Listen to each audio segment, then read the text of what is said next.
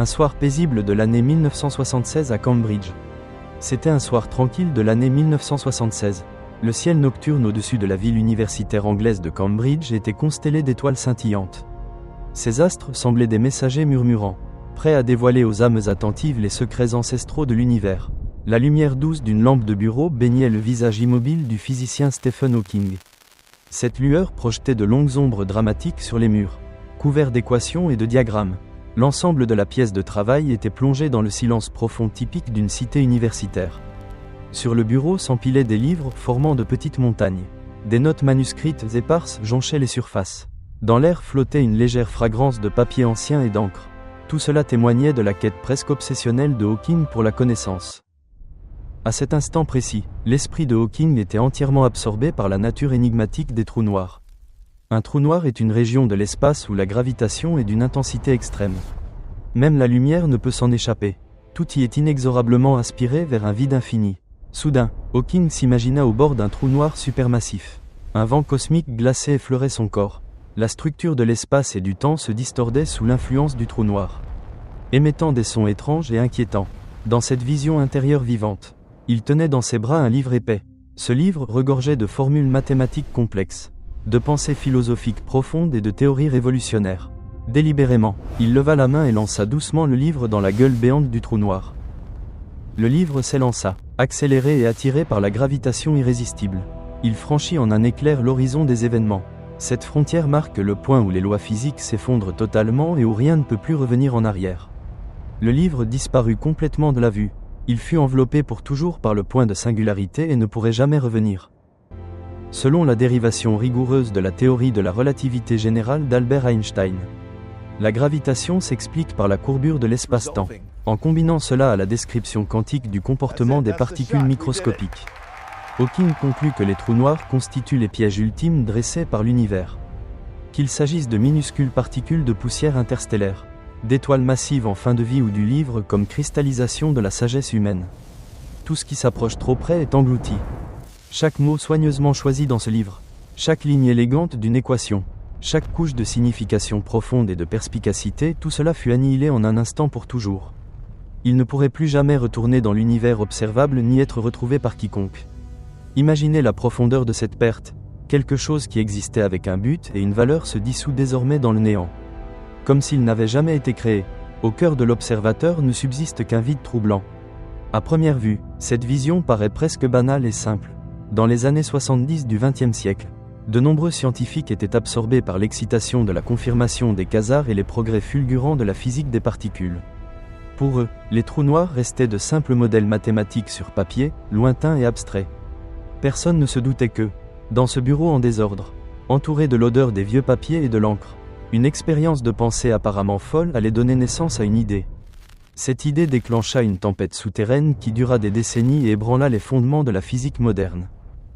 Cette tempête menaça l'édifice scientifique patiemment construit au fil des siècles, des trois lois du mouvement et de la loi de la gravitation universelle d'Isaac Newton, qui décrivent précisément les orbites planétaires, aux intuitions révolutionnaires d'Einstein sur l'espace-temps et l'énergie, en passant par les formules prédisant les trajectoires des satellites et les fissions nucléaires dans les réacteurs. Tout dut être réexaminé. Pour comprendre l'homme qui lança cette bombe théorique, il ne faut pas le voir uniquement comme un héros triomphant des adversités. Il faut plonger dans une âme complexe, pleine de traits farouches, de profondeurs inattendues et d'étincelles irrévérencieuses. La plupart des gens se souviennent de Hawking comme du jeune homme atteint à l'âge de 21 ans de la sclérose latérale amyotrophique. Cette maladie lui vola progressivement la capacité de marcher, de parler et même de gesticuler. Pourtant, elle ne put emprisonner son esprit, avide d'explorer les plus grands mystères de l'univers. Des origines du Big Bang au destin final des étoiles. Il écrivit une légende d'une résilience indestructible. Son sourire faible mais déterminé, associé au best-seller mondial, Une brève histoire du temps, vendu à plus de 10 millions d'exemplaires et traduit en des dizaines de langues, rendit accessible à tous des concepts profonds par des comparaisons simples et des explications claires. Lors des congrès scientifiques, les applaudissements tonnaient comme des orages. La voix synthétique résonnait avec fermeté dans les conférences de cosmologie. Les images de ces moments laissaient des auditoires innombrables suspendus au bourdonnement des projecteurs et au froissement des carnets de notes, tandis qu'ils écoutaient chaque mot généré électroniquement. Mais cela n'était que la couronne héroïque aux yeux du public. Pour ses collègues de Cambridge et des institutions collaboratrices mondiales, Hawking était une toute autre figure, audacieux jusqu'à l'effronterie. Il savourait le plaisir de la franchise, parfois arrogant quant à sa propre intelligence. Il osait introduire de l'humour dans les discussions les plus solennelles sur l'univers et briser la gravité d'un bon mot. Son vieil ami Sir Roger Penrose décrivit dans ses mémoires: Hawking trônait toujours dans son fauteuil roulant gris. La maladie rendait son visage presque inexpressif. Derrière d'épaisses lunettes se cachaient des yeux vifs et brillants. De temps à autre, un sourire pâle effleurait ses lèvres. Ce sourire était pur comme celui d'un ange, irradiant chaleur et sagesse profonde. En même temps, il était diaboliquement espiègle et suscitait une excitation mêlée d'un léger frisson. Comme si l'on se trouvait face à un esprit supérieur qui connaissait toutes les réponses mais choisissait de se taire. Dans les salles de conférence, seul le ronronnement des ordinateurs et le tournant des pages brisaient le silence. Dès que ce sourire surgissait, l'étiquette et les formalités volaient en éclats. Le rire remplissait la pièce. Échanger avec Hawking était une aventure merveilleuse. Plus la maladie progressait, moins il disposait de langage naturel. De longues pauses faisaient retenir le souffle à toute la salle. Imaginez un groupe de physiciens aux prises avec la gravité quantique. L'air est lourd, l'horloge tic-tac. Au moment où l'attention faiblit, Hawking répond soudain par des mots brefs mais si profonds que personne ne les comprend immédiatement. Sur ses lèvres flotte un sourire malicieux. Comme s'il disait: « Vous ne comprenez pas de toute façon. Moi je sais. » Ses collègues comparaient les conversations avec lui à l'interrogation d'un oracle grec, pieuse et mystérieuse. Exigeant patience et humilité. De temps à autre, son gloussement les ramenait à la réalité. Son audace ne se limitait pas aux théories. Un jour, lui et des collègues se promenaient sur des sentiers sinueux en montagne hors de Cambridge. L'odeur de l'herbe fraîche se mêlait au chant des oiseaux. Un vent frais faisait volter les manteaux. Au sommet d'une pente raide, les yeux de Hawking brillèrent de cet éclat espiègle familier. Sans un mot, il relâcha le frein. Le fauteuil roulant dévala la pente. Les roues grinçaient sur le gravier. Le paysage se brouillait comme dans une scène de poursuite d'un film à suspense. Derrière lui, les collègues criaient d'effroi et couraient désespérément. Leur cœur battait la chamade. Au bas de la pente, Hawking attendait calmement. Ses épaules tremblaient de rire. D'une voix synthétique, il dit: « Y a-t-il une pente plus raide ? Recommençons. » Ce passage de la terreur au rire résumait parfaitement son esprit d'aventure. Les limitations physiques n'étaient que des énigmes à résoudre. Le fauteuil roulant faisait partie intégrante de sa vie. Au début, quand il pouvait encore parler à voix basse, c'était un modèle standard d'hôpital. Les infirmières surveillaient ses signes vitaux au milieu des bips des appareils médicaux. Des interprètes amplifiaient son murmure. Plus tard, la communication devint plus difficile. Des ingénieurs d'Intel développèrent un logiciel sur mesure. Ils convertirent le seul faible tic restant dans le muscle de sa joue en cette voix électronique monotone emblématique. Entendue par des millions dans des documentaires et des conférences.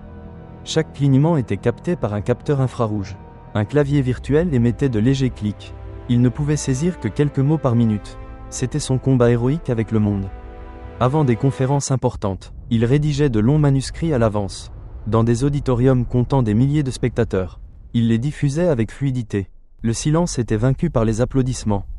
Revenons à la bombe théorique qui ébranla la science. Hawking proposa: dès qu'une chose franchit l'horizon des événements, des particules subatomiques aux galaxies entières, elle disparaît irrémédiablement le long de la barrière unidirectionnelle de la relativité. Mais il n'en resta pas là. Avec la mécanique quantique, il démontra que les trous noirs s'évaporent sur des échelles de temps extrêmement longues, des billions d'années. Des quintillions d'années, lentement. C'est la célèbre radiation de Hawking. Près de l'horizon des événements, dans le vide, des paires de particules virtuelles naissent constamment. L'une tombe dedans, l'autre s'échappe en emportant de l'énergie. Le trou noir rétrécit ainsi et finit par se dissiper comme une brume matinale. L'évaporation enlève non seulement de la masse, mais efface aussi toute information à l'intérieur. C'est comme brûler une bibliothèque entière et disperser les cendres pour toujours. Pour les physiciens, c'était un cauchemar insupportable. Le principe de conservation de l'information est aussi sacré que celui de la conservation de l'énergie, dans un système fermé. Les données codées dans la matière et l'énergie ne peuvent être que transformées. Jamais détruites. Hawking avait soit totalement tort, soit la physique des derniers siècles nécessitait une refonte générale. Dans les revues spécialisées, les séminaires nocturnes et autour de tables tachées de café, les débats faisaient rage, les vagues d'arguments montaient toujours plus haut. Agaçant, Hawking riait provocativement après la publication: « Réfutez-moi donc ». Sa démonstration reposait sur des intégrations précises et des théories des champs, presque sans faille. Il força tout le monde à reconnaître les conséquences. Les suites d'une destruction d'informations sont terrifiantes, après évaporation complète. L'univers oublierait sa propre histoire. Les événements et entités seraient comme n'ayant jamais existé. Il ne resterait qu'un vide stérile. Qu'est-ce exactement que l'information? Pourquoi sa conservation est-elle si cruciale? Un verre d'eau froide sur une table en bois, les gouttes de condensation à l'extérieur sont de l'information. Le chant d'un rossignol au cœur de la forêt, la mélodie est invisible. Mais se propage par ondes sonores et s'imprime dans les mémoires. Un livre imprimé, l'encre et le papier portent des données, ont du poids, de la texture et l'odeur des pages anciennes. Des billets de banque deviennent des bits numériques sur des serveurs bancaires, un ton de confirmation retentit. La valeur reste identique. L'équation d'Einstein stipule: la masse est égale à l'énergie multipliée par la vitesse de la lumière au carré. Masse et énergie se convertissent, mais se conservent. L'information aussi, brûlez un livre en cendres.